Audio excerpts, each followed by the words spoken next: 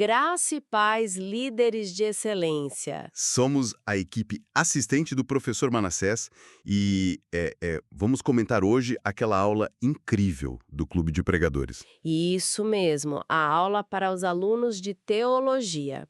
A ideia aqui é ajudar a reprisar o conteúdo, né? Exato. E lembrando que este áudio pode ser compartilhado, viu? Mostra para os amigos que o Clube de Pregadores é o lugar para estudar teologia a sério. Bom, vamos lá então, porque, olha, é mais de 1 hora de aula para a gente resumir os pontos altos aqui. A aula começou falando de algo essencial, né? A conexão entre Marcos 16:15. O ID. Isso, o ID e a necessidade das traduções. Porque assim, sem tradução, como o evangelho ia chegar em todo canto?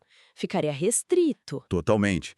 E um ponto que a aula bateu bastante foi que cada versão da Bíblia é, tipo assim, um monumento, sabe? É o esforço de muita gente. De estudiosos, missionários. Sim, gente dedicada que, movida por esse chamado, trabalhou para quebrar barreiras de língua, de cultura. É um legado enorme, construído ao longo dos séculos. E falando em legado, a gente viu uns marcos históricos bem importantes. A Septuaginta, por exemplo, a LXX. Ah, sim, a tradução grega do Antigo Testamento. Feita antes de Cristo e usada pelos apóstolos, citada direto no Novo Testamento. Uma base, né? Fundamental. E depois veio a Vulgata Latina de Jerônimo, lá no século IV. A aula mostrou bem como ela não foi só a versão padrão da Igreja no Ocidente por mais de 1000 anos. 1000 anos, impressionante. Pois é, mas ela moldou a cultura, o pensamento ocidental de uma forma profunda. A influência é gigantesca. Aí, pulando um pouco no tempo, chega Gutenberg, lá por 1450 com a prensa. A aula destacou isso como um divisor de águas. Uma revolução, né? Com certeza. Democratizou o acesso à Bíblia, deu um empurrão enorme para a reforma protestante.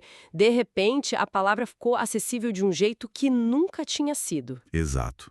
E falando em acesso ao conhecimento, isso me lembra até o material do Clube de Pregadores, né?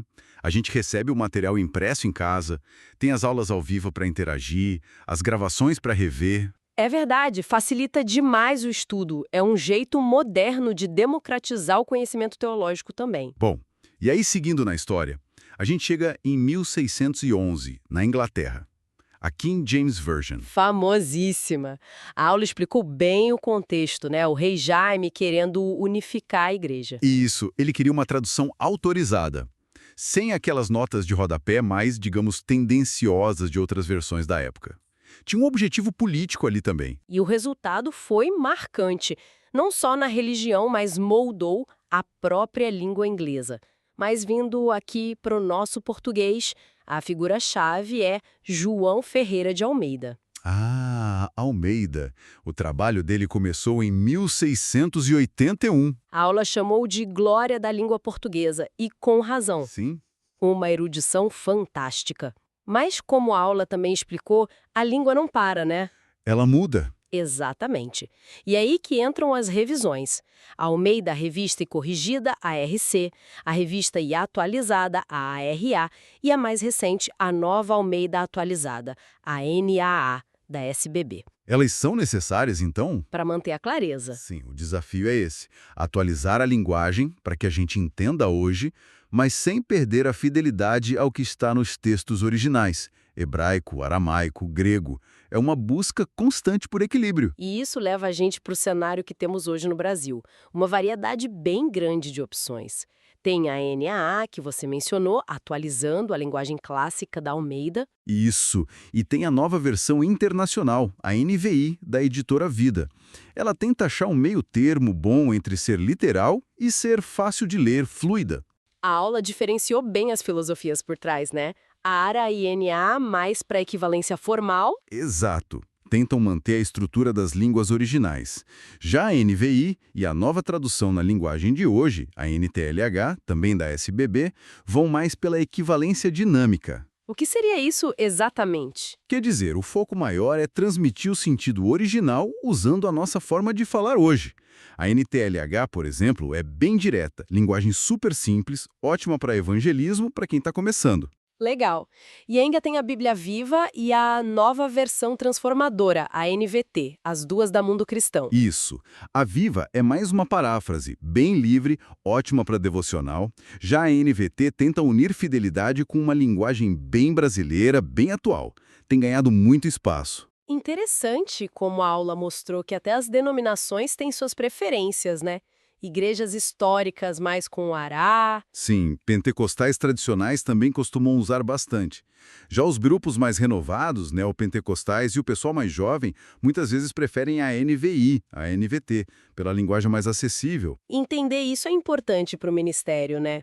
E olha, para quem quer se aprofundar nisso, o Clube de Pregadores oferece aqueles treinamentos de pregação e liderança que ajudam a gente a escolher e usar bem as versões. Com certeza. E os seminários com certificado, as lives especiais, tudo ajuda a formar essa visão mais crítica e prática. Fica até uma pergunta para quem está ouvindo. Como essa escolha da versão da Bíblia afeta o seu estudo pessoal ou, sei lá, preparação de uma mensagem? É algo para se pensar, né? Sem dúvida. E a aula ainda trouxe umas curiosidades bacanas. Tipo, aquelas palavras em itálico em algumas bíblias. Ah, eu sempre me perguntei sobre isso. Então, elas não estão nos manuscritos originais. São palavras que os tradutores adicionaram para dar mais clareza na nossa língua, no português. Entendi. E as datas na margem, tipo ano tal, AC? Muitas vêm da cronologia do bispo Ussher, lá do século XVII. Hoje, a maioria dos estudiosos acha que essas datas não são tão precisas assim, Poxa. E a divisão em capítulos e versículos? Parece tão óbvio, mas mas... só foi padronizada lá pelo século XVI. Ajuda muito a achar as passagens, claro, mas a aula fez um alerta importante. Às vezes, essa divisão quebra o raciocínio do autor original. Tem que ter cuidado na hora de estudar a fundo, na exegese. Muita informação legal. Para quem quiser ver essa história de perto, foi mencionado o Museu da Bíblia, o MUBI, lá em Barueri, São Paulo. Acesso às versões antigas, como a Septuaginta, a Vulgata. Tem muita coisa online disponível, como foi mostrado na aula. Que jornada, hein? Essa história das traduções mostra como a palavra de Deus viajou através do tempo e das línguas para chegar até nós hoje. É incrível. É mesmo? E uma dica prática que o professor deu na aula. Leiam os prefácios das diferentes Bíblias. Ali, os tradutores explicam como eles fizeram o trabalho, qual era o objetivo. Ajuda muito a entender e usar cada versão da melhor forma. Ótima dica. E para a gente finalizar, fica uma provocação. A língua continua mudando, a tecnologia avança. Como será que a gente vai acessar e entender as escrituras daqui a uns anos? Qual será a próxima grande transformação? Boa pergunta para a gente refletir. Bom, agradecemos a companhia de todos nesta revisão e esperamos ter ajudado a fixar os pontos principais da aula. Não deixem de compartilhar este material e continuem firmes no estudo da palavra.